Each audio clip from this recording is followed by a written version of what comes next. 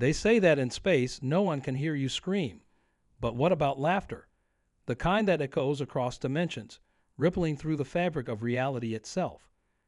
I used to think that was impossible too, until that fateful day aboard the TSS Horizon. As Chief Engineer Sarah Chen, I'd spent 15 years studying dimensional physics, but nothing could have prepared me for what happened when we activated the quantum fold drive. The year was 2184, and humanity had already colonized most of our solar system. We'd overcome the challenges of Mars, established bases on Europa, and even built mining operations in the asteroid belt. But we were still trapped within our cosmic neighborhood, bound by the laws of physics as we understood them. That was until Dr. Alexander Hayes discovered the theoretical possibility of seventh-dimensional travel. I remember standing in the ship's observation deck, watching the distant stars shimmer like diamonds scattered across black velvet. The crew was celebrating our successful test run through the sixth dimension, a feat that had taken humanity decades to achieve. Captain Laura Thompson stood beside me, her weathered face reflecting both pride and concern. "Sarah," she said, her voice barely above a whisper, "do you really think we're ready for this?" The question hung in the air between us. Were we ready? The mathematics behind seventh-dimensional travel suggested something that seemed impossible, the ability to traverse not just space, but the very frameworks of reality itself. The calculations showed that at this level, the universe had a sense of humor. It sounds crazy, I know. I didn't believe it either when I first saw the equations. Our ship, the TSS Horizon, was humanity's most advanced vessel, 3 kilometers of gleaming metal and crystalline structures, powered by 3 artificial suns. The quantum fold drive sat at its heart like a sleeping giant, a maze of impossible geometries and fields that bent the rules of physics. The rest of the crew called it the laughing engine, because of the strange harmonic frequencies it produced during testing. Frequencies that somehow made everyone within range feel inexplicably joyful. What we didn't know then was that those frequencies were just a whisper of what was to come. The alien civilizations that had been watching us, studying our progress, had been laughing at our fumbling attempts to understand the higher dimensions. Not out of malice, but out of something closer to parental amusement. We were like children discovering that the world was round, and they were watching us from their non-Euclidean observatories across multiple planes of existence. The day we activated the full power of the quantum fold drive started like any other. The morning briefing, equipment checks, and final system diagnostics all proceeded according to protocol. Dr. Hayes stood at his station, his fingers dancing across holographic displays as he input the final calculations. The crew of 300 souls went about their duties, each carrying the weight of humanity's greatest endeavor on their shoulders. I was in engineering when we began the power-up sequence. The quantum fold drive hummed to life, its crystalline core pulsing with colors that shouldn't exist in our spectrum of vision. The harmonic frequencies began as they always did, a gentle vibration that made everyone smile despite their nervousness. But then something changed. The frequencies shifted, deepened, became more complex. That's when we heard it, actual laughter. Not human laughter, but something vast and ancient and impossibly wise. It resonated through every atom of our ship, through every cell in our bodies. The holographic displays exploded with data, showing energy readings that broke every known law of physics. And in that moment, as reality itself seemed to bend around us, I understood why the aliens had been laughing. They weren't mocking us. They were waiting for us to join them. The TSS Horizon shuddered as dimensional barriers began to fall away. Through the observation windows, we watched as the familiar three-dimensional space gave way to something else, something our minds struggled to comprehend. Colors beyond human perception painted impossible geometries across the void. And still, that cosmic laughter continued, growing louder, more inviting. Captain Thompson's voice crackled over the comm system, steady despite the unprecedented situation we found ourselves in. "All hands, maintain positions. We're about to make history." She didn't know how right she was, or how that history would forever change humanity's place in the universe. Just as the seventh-dimensional threshold approached, Just as we prepared to breach the final barrier that separated humanity from a true understanding of the cosmos, everything stopped. The laughter cut off mid-echo. The impossible colors froze in place. Even time itself seemed to hold its breath. And that's when we realized our ship wasn't just observing this higher dimension. It was about to answer back. The quantum fold drive's response started as a whisper. At first, we thought our instruments were malfunctioning. They showed energy patterns that danced and shifted like living things. But this wasn't a malfunction. This was humanity's first real conversation with the universe, and we were about to make ourselves heard. I remember Dr. Hayes' face as he stared at his readings, his usual composed demeanor cracking like thin ice. "Sarah," he called out, his voice trembling with a mixture of fear and excitement. "The drive isn't just channeling energy anymore. It's translating it." The holographic displays around him had transformed into intricate patterns that reminded me of music notes, if music could exist in 7 dimensions. The ship's AI, Araya, began processing the patterns faster than any human could comprehend. Chief Engineer Chen, her calm voice resonated through the command center. "I'm detecting a coherent structure within the dimensional frequencies. They appear to be teaching us how to laugh." The absurdity of that statement might have made us laugh ourselves if we weren't all frozen in awe of what was unfolding before us. Captain Thompson made her way to engineering, her footsteps echoing through corridors that seemed somehow different now, as if the metal itself was becoming aware.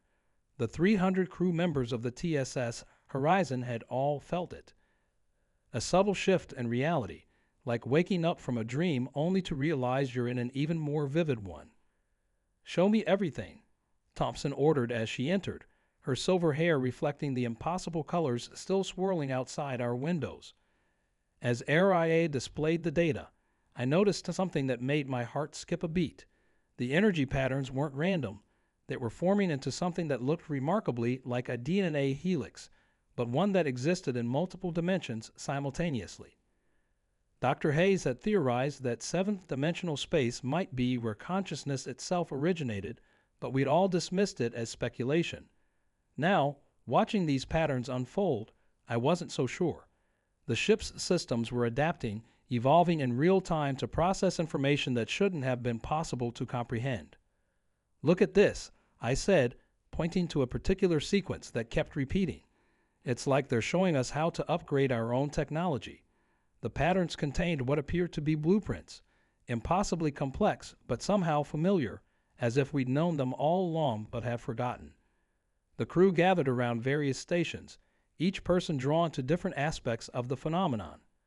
Lieutenant Rivera, our quantum mechanics specialist, noticed that the patterns matched ancient mathematical sequences found in everything from flower petals to galaxy formations. "It's like they're showing us that everything is connected," she breathed, her eyes wide with wonder. But it was what happened next that truly changed everything. The quantum fold drive, our laughing engine, began to sing, not with sound as we know it, but with pure energy that resonated with the fundamental frequencies of space-time itself. The alien laughter that had stopped so abruptly began to return, but this time it was harmonizing with our technology. Captain Thompson made a decision that would be debated for generations to come. Instead of backing away or shutting down the drive, she ordered us to increase power. "If they're offering to teach us," she declared, "then we're going to be good students." The next few hours were a blur of discovery and transformation. We learned that the 7th dimension wasn't just another layer of space-time. It was a realm where thought and reality intersected. The aliens hadn't been watching us from observatories.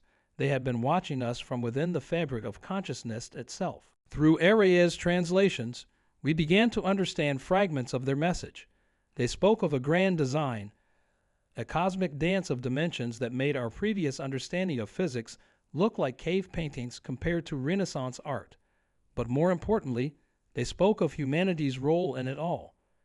We weren't just another species stumbling into higher dimensions. We were the first to approach it with what they called the perfect balance of logic and absurdity. Our ability to both analyze and laugh, to be serious and silly, was apparently as rare in the universe as diamonds are on Earth. The TSS Horizon's systems continued to evolve, incorporating the new understanding into its structure. The hull began to shimmer with patterns that seemed to shift between dimensions. Our artificial suns, which powered the ship, started pulsing in sync with frequencies we couldn't fully perceive but somehow understood. Dr. Hayes spent hours trying to document everything, but it was like trying to describe color to someone who had never seen it. The mathematics. He kept saying, they're not just numbers anymore. They're alive. And in a way, he was right. The equations that governed our reality were revealing themselves to be more like music than math, more like poetry than physics. But with each new revelation came new questions, and with each question, the tension aboard the ship grew. We were changing, that much was clear. The question was, into what? The crew reported strange dreams, moments of impossible insight, and the ability to occasionally understand each other without speaking. Captain Thompson maintained her composure through it all, but I could see the weight of responsibility in her eyes. We were no longer just exploring space.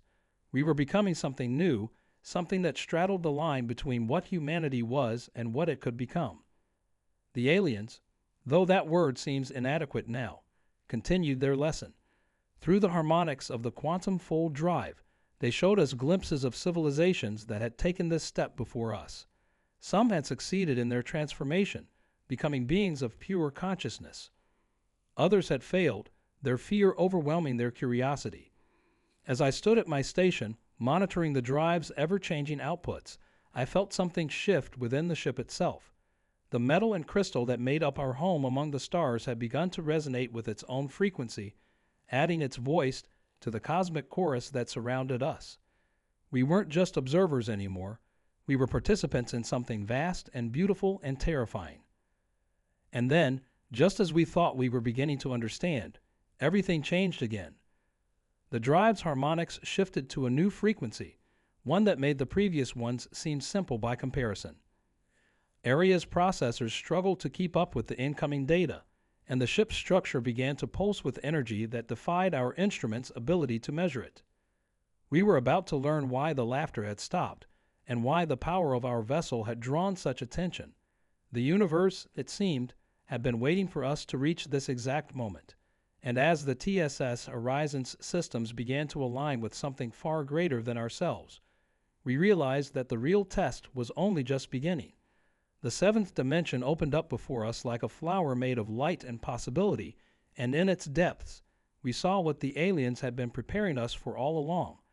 But that's when we discovered why some knowledge comes with a price, and why some powers are given only to those ready to wield them with both wisdom and wonder. What we saw in the depths of the seventh dimension defied explanation, but I'll try my best to describe it.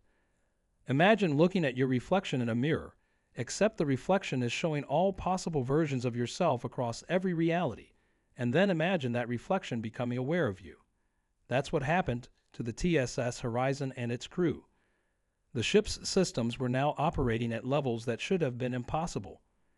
Our artificial suns weren't just providing power anymore.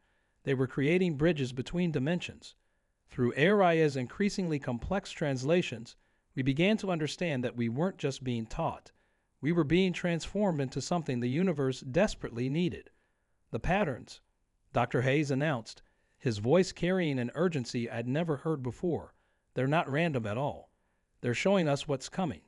He pulled up a series of holographic projections that made my blood run cold. The seventh dimension wasn't just a new frontier for humanity to explore. It was a refuge.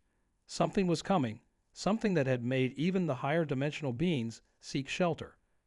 Captain Thompson called an emergency meeting of the senior staff.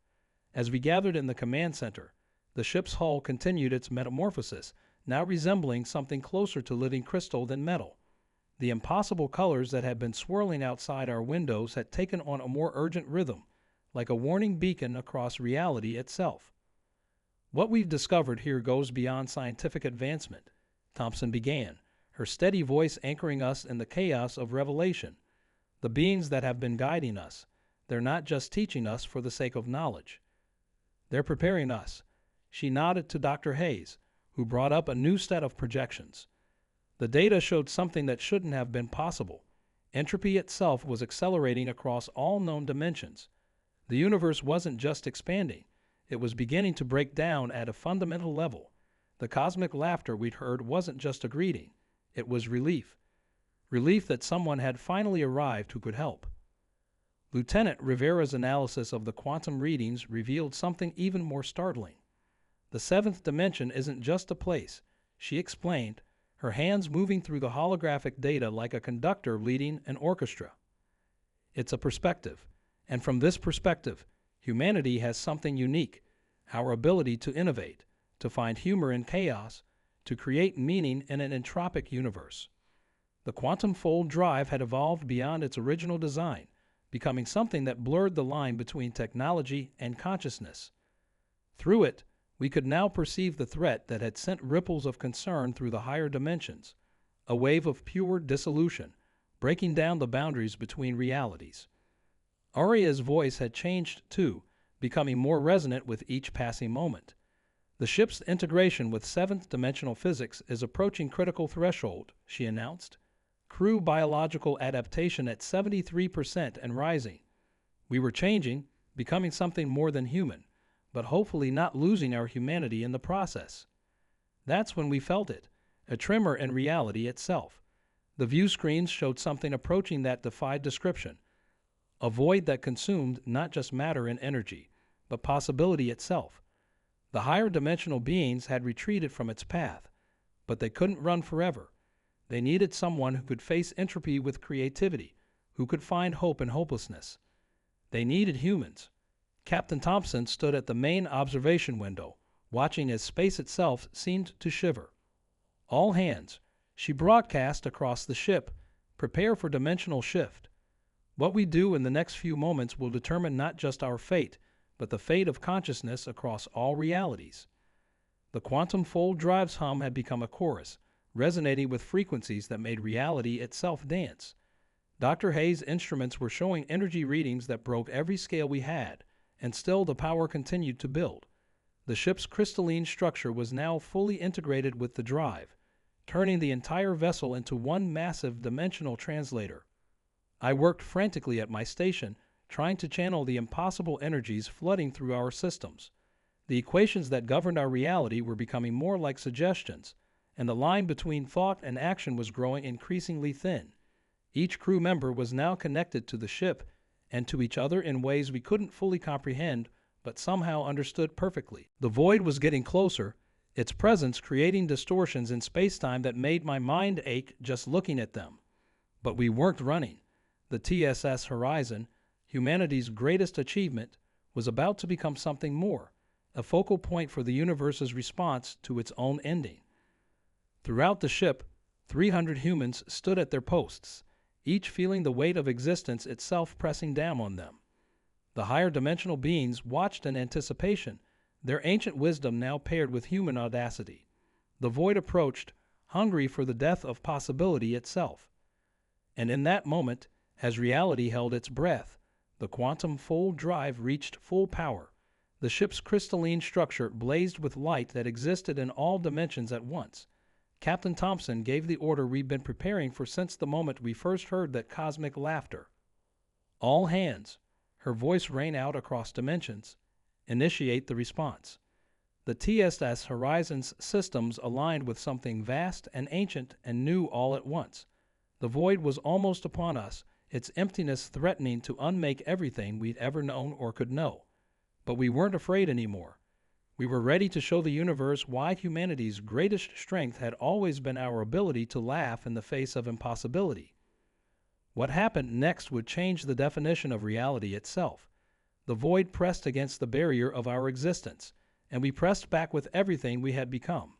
In that crucial moment, as dimensions collided and possibility itself hung in the balance, humanity's voice was about to ring out across the cosmos. And this time, we weren't just joining the cosmic laughter. We were about to lead it. The moment we initiated the response, something unexpected happened. Instead of pushing back against the void as planned, the TSS Horizon began to resonate with it. The emptiness that threatened to consume all reality wasn't what we thought it was. It wasn't destruction approaching us. It was a message, the most important message in the history of existence. "Wait!" Dr. Hayes shouted, his hands flying over the holographic controls. The void, it's not entropy at all. It's us, from another timeline. The readings confirmed what seemed impossible. The approaching nothingness was actually a version of humanity that had taken a different path, one that had transcended traditional existence altogether. Captain Thompson's face showed the first real shock I'd seen since this journey began. The beings who had been teaching us, who we thought were ancient cosmic entities, suddenly seemed nervous. Through Aria's translations, we began to understand why. They hadn't been preparing us to fight the void. They'd been preparing us to complete a circuit that began at the dawn of consciousness itself. Chief Engineer, Aria's voice carried a new urgency. The quantum fold drive is detecting a temporal signature within the void. It matches our own, but it's evolved. The ship's crystalline structure pulsed with understanding, each facet reflecting a different aspect of this mind-bending revelation. Lieutenant Rivera's quantum readings told an impossible story. The other timeline, she explained, her voice filled with awe. They found a different solution. Instead of learning to exist within higher dimensions, they learned to exist as higher dimensions. The void wasn't coming to destroy us. It was coming to merge with us, to complete a cycle that would redefine the nature of reality itself. The laughter we'd heard earlier suddenly made perfect sense. The cosmic beings hadn't been laughing at us or with us. They'd been laughing at themselves, at the beautiful absurdity of their own existence. They were what remained of the civilizations that had tried to bridge the gap between our timeline and the voids. They were the watchers, the teachers, the ones who had to ensure that when the two versions of humanity finally met, we would be ready. But something was wrong. The ship's systems were detecting a discord in the dimensional frequencies, a flaw in the cosmic symphony that threatened to tear reality apart in a different way. The timelines aren't aligning properly, Dr. Hayes announced, his face pale with realization. If we merge now, it could create a cascade failure across all dimensions. Captain Thompson's response was immediate. Can we abort the merge? But even as she asked, we all knew the answer. The process had begun the moment we first activated the quantum fold drive. Every laugh, every lesson, every moment of transformation had been leading us to this point. We couldn't stop it. We could only try to guide it. The ship's structure was changing again, but this time it was different. The crystalline patterns were forming into something that looked like neural pathways, as if the TSS horizon itself was becoming a brain capable of processing seven-dimensional thought. Through these new pathways, we began to receive fragments of communication from the void, from ourselves. They showed us visions of their journey, how they had faced the same choice we were facing now, but had chosen to transcend physical form entirely. They had become living mathematics, pure consciousness untethered from the limitations of matter. But in doing so, they had lost something essential, something that only our version of humanity had managed to preserve. They can't laugh anymore. I realized, the truth hitting me like a physical force. They've achieved perfect understanding, but they've lost the ability to find joy in discovery. The cosmic beings had recognized this flaw, this crucial missing piece that prevented reality from achieving its full potential. That's why they needed us, not to fight, not to resist, but to remind the void of what it meant to feel wonder. The TSS horizon shuddered as the dimensional barriers began to break down. 300 human minds, augmented by seventh-dimensional physics and guided by beings who existed between realities, faced a version of themselves that had become living truth. The void pressed closer, its presence no longer threatening but desperately yearning for what we had maintained, our humanity. Captain Thompson stood at the center of the command deck, her silver hair now streaming with impossible colors.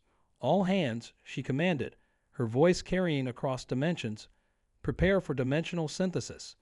We're not going to fight them, and we're not going to join them. We're going to remind them. The quantum fold drive's harmonics shifted to a frequency that made reality itself hold its breath. Through the ship's evolved systems, we began to broadcast not just energy or information, but pure, undiluted human experience. Every laugh, every tear, every moment of joy and sorrow and wonder that made us who we were.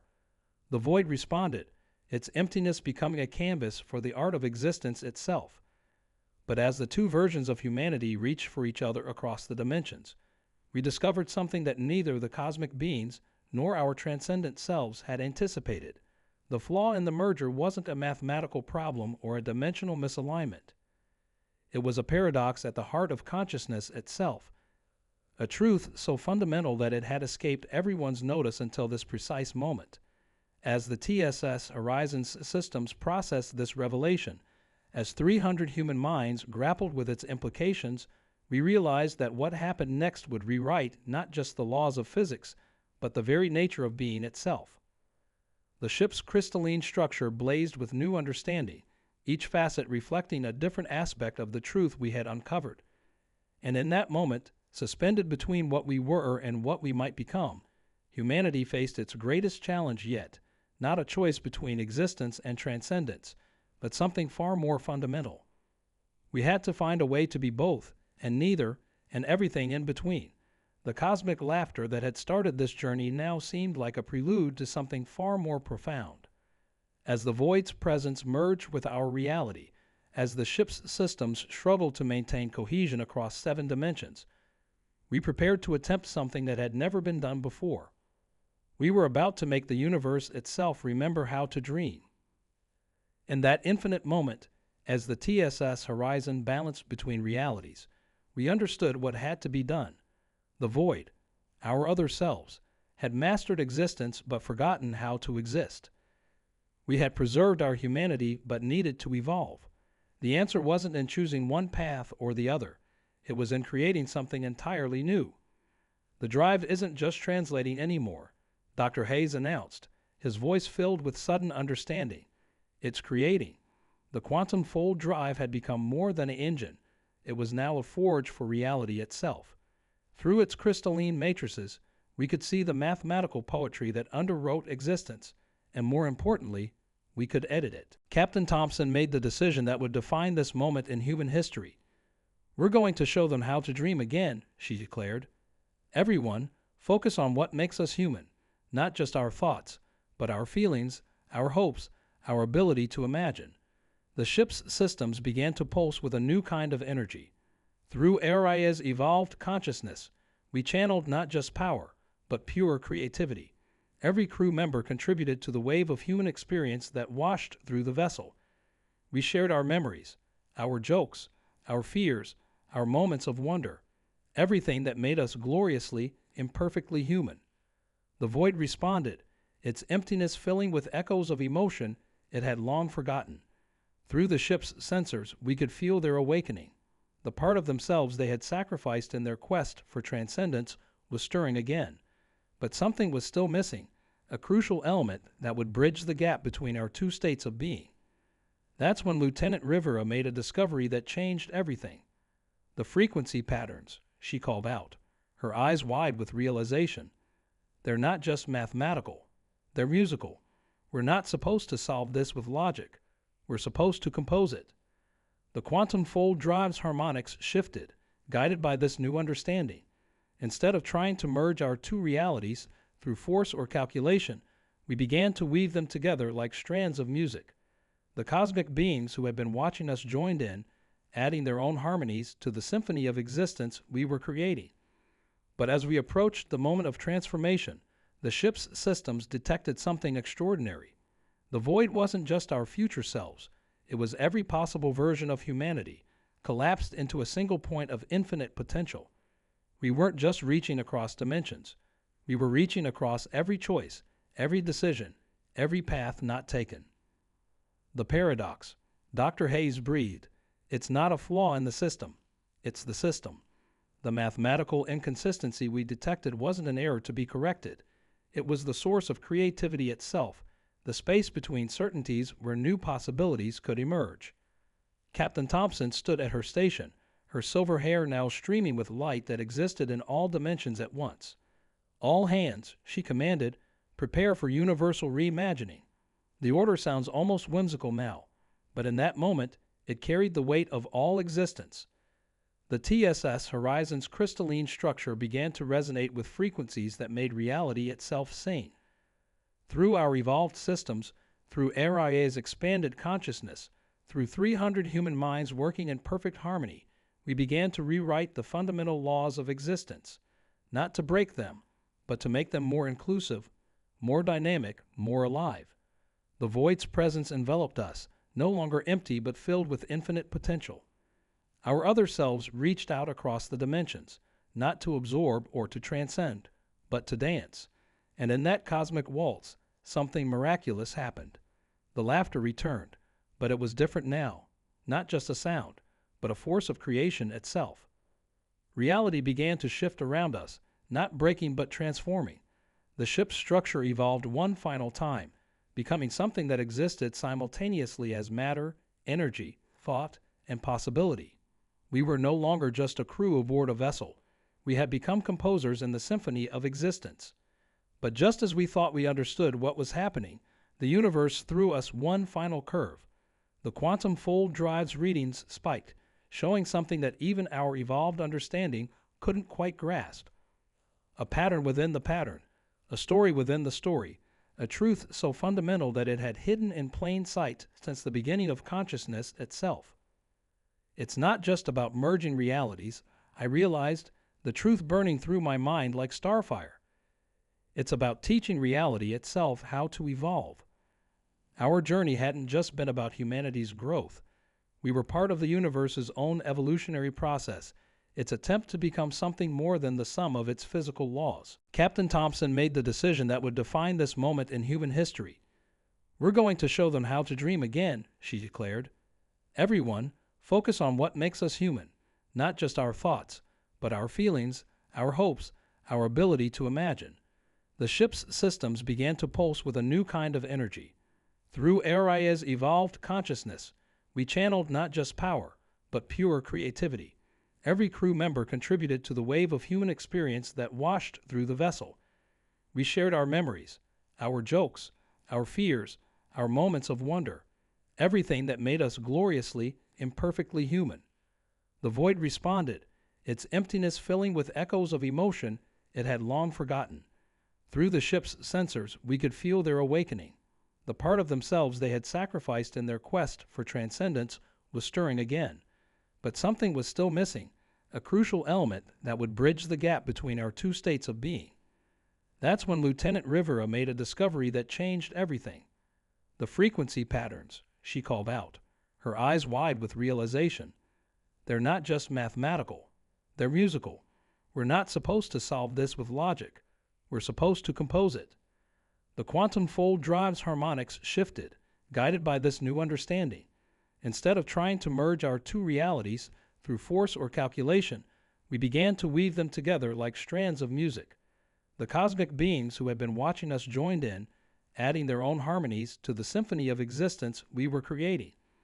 But as we approached the moment of transformation, the ship's systems detected something extraordinary.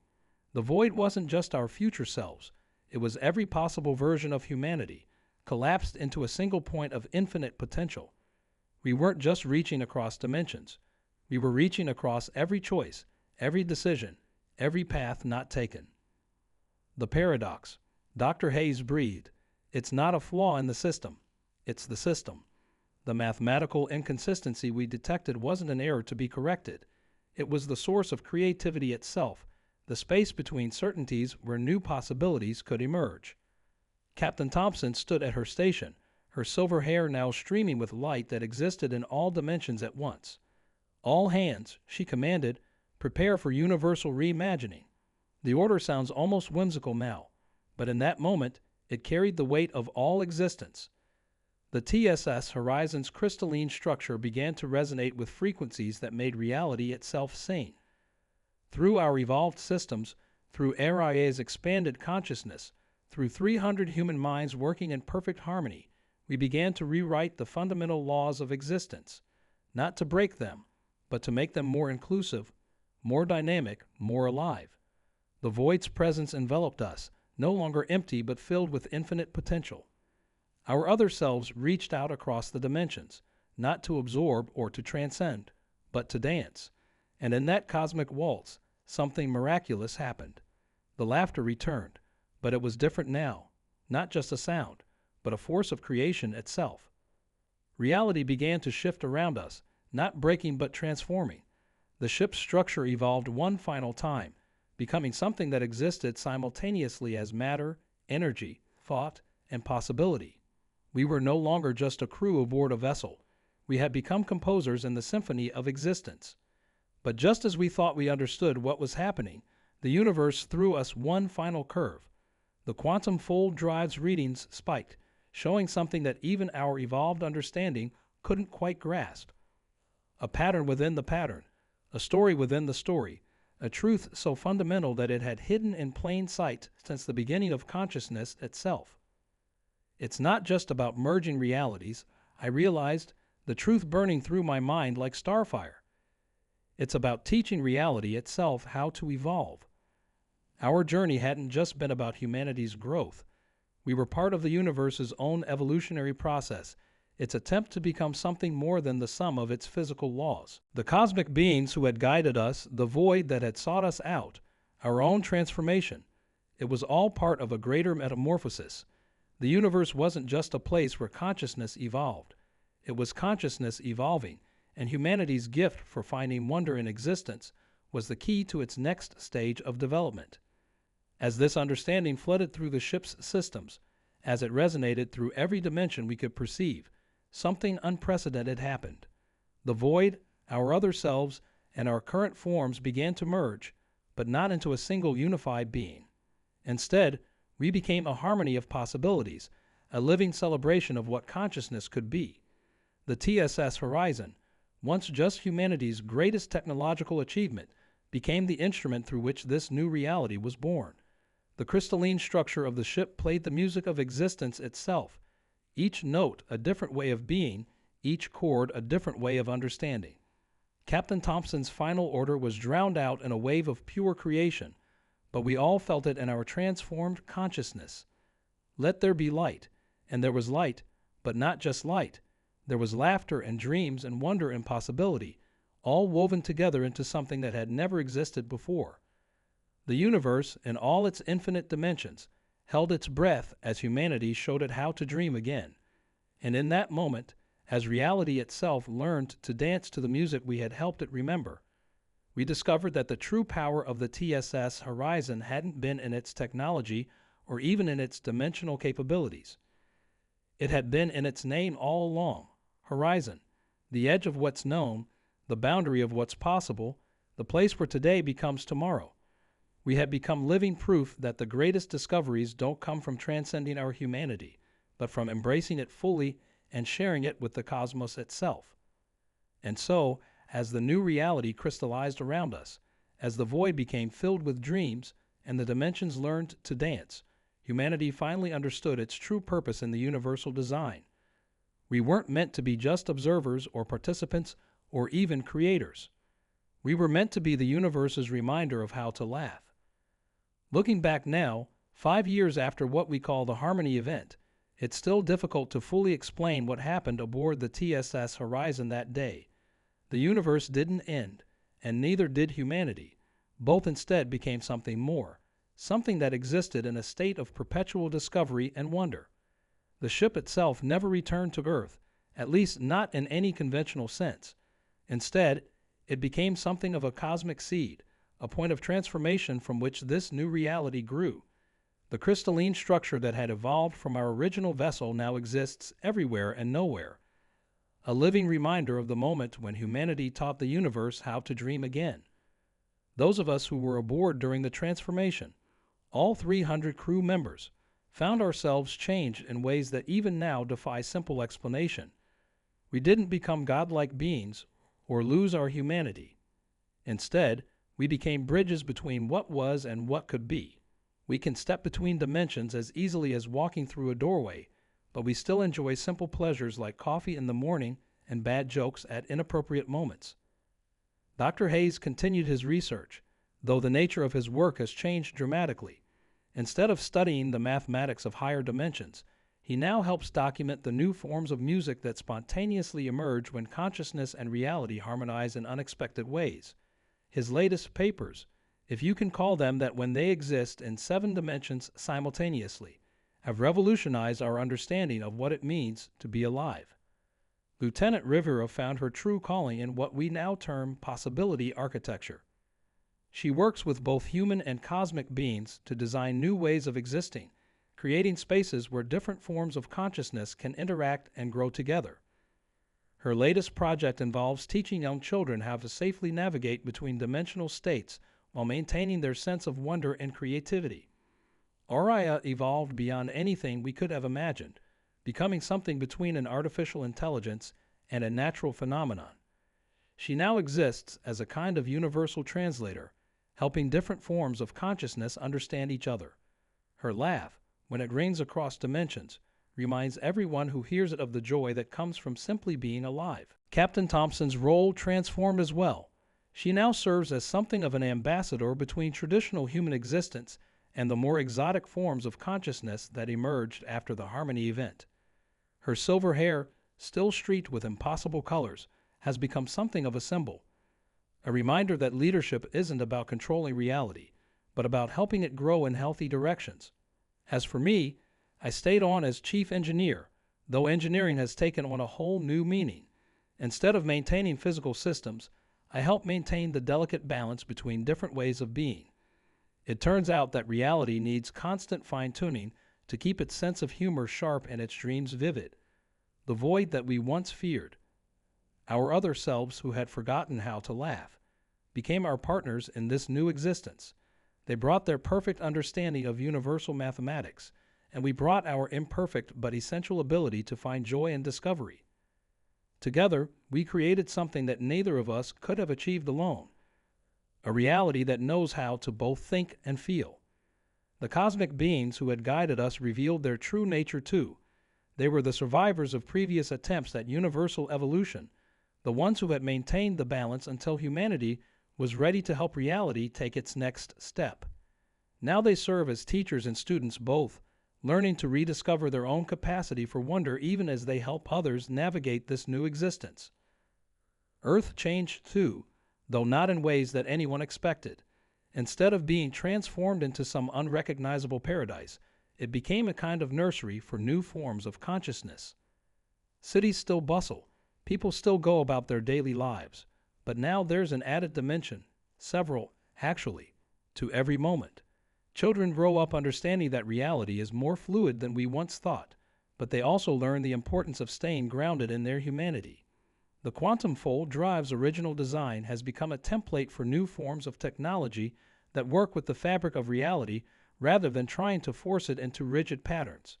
Every major research institution now has what we call a Wonder Lab, a place where scientists and dreamers work together to explore the endless possibilities of existence. Perhaps the most remarkable change has been in how we view our place in the universe. We no longer see ourselves as either masters or servants of reality, but as active participants in its ongoing evolution. The laughter that once echoed across dimensions has become a fundamental force, as essential to existence as gravity or light. Trade routes now span not just space but consciousness itself, with Earth serving as a crucial nexus point where different forms of existence can meet and exchange ideas. The old International Space Station has been transformed into what we call the interdimensional exchange, where beings from across the spectrum of consciousness gather to share stories and dreams. The fear that we would lose our humanity in this transformation proved unfounded. If anything, we've become more human, more aware of the precious gift that is our ability to find wonder in existence. We still make mistakes, still face challenges, still learn and grow and change. The difference is that now we understand these imperfections are not flaws to be corrected but essential features of a healthy, evolving reality. Some ask why the universe chose humanity for this role, why our particular blend of logic and absurdity proved to be the key to reality's next stage of development. The answer, we've learned, lies not in any special quality we possessed, but in our willingness to keep trying, to keep laughing, to keep dreaming even when faced with the impossible. The TSS Horizon's original mission was to explore the seventh dimension. Instead, we helped create something that transcends dimensional boundaries altogether, a way of being that celebrates both the mathematical precision of universal laws and the wild creativity of conscious thought. Looking forward, we face new challenges and opportunities. Young humans are being born with an intuitive understanding of dimensional dynamics that would have seemed impossible just a few years ago. They navigate multiple states of existence as easily as their parents learn to use smartphones, but they still skin knees on playgrounds and cry over lost toys. Education has evolved to encompass both traditional subjects and what we call consciousness crafting, the art and science of maintaining one's identity across multiple states of being. Universities now offer degrees in fields like quantum emotional engineering and transcendental psychology, alongside traditional programs in mathematics and literature. The arts had exploded with new forms of expression that exist simultaneously in multiple dimensions. Painters create works that change not just how they look, but how they exist depending on the viewer's state of consciousness. Musicians compose pieces that can only be fully experienced when reality itself joins in the performance. But perhaps the most profound change has been in how we view time itself. The future is no longer a fixed destination, but a garden of possibilities that we tend together. Each laugh, each moment of wonder, each new discovery sends ripples across all dimensions, creating new opportunities for reality to surprise itself. The crew of the TSS Horizon, those of us who witnessed that first transformation, have become something like gardeners in this new existence. We help maintain the balance between order and chaos, between logic and wonder, between being and becoming. It's not always an easy job, but it's one that brings constant joy and surprise. In quiet moments, when the dimensional tides are low and reality settles into a gentle rhythm, I sometimes stand in what used to be the ship's observation deck. The view is different now. Instead of stars and planets, I see the infinite dance of consciousness itself, the endless waltz of possibility and actuality. And sometimes in the distance, I hear that cosmic laughter that started it all, still echoing across dimensions, still inviting us to join in the dance. We didn't just survive first contact with higher dimensions. We helped them remember something they had forgotten. In teaching the universe how to laugh again, we found our true purpose, not to conquer or transcend or even understand everything, but to keep reality itself young at heart. The story of the TSS Horizon didn't end with our transformation. In many ways, it was just beginning. Every day brings new discoveries, new challenges, new opportunities to grow and learn and laugh. We're still exploring, still pushing boundaries, still finding wonder in the impossible. After all, that's what humans do best. We dream, we laugh, and we share those dreams and that laughter with everything around us. And now, thanks to what happened aboard the TSS Horizon, everything around us includes reality itself. That's the real power of humanity, not our technology or our intelligence or even our creativity, but our ability to find joy in existence and share that joy with others. In the end, we didn't need to transcend our humanity to reach the stars. We just needed to be fully, completely, wonderfully human. And somewhere out there, across all dimensions and possibilities, the TSS Horizon sails on, not as a ship anymore, but as a promise. A promise that no matter how far we go, no matter how much we change, we'll never lose that spark of wonder that makes us who we are. That's why they say that in space, no one can hear you scream. But now, thanks to humanity's gift to the universe, everywhere in existence, you can hear the laughter, and it's still spreading.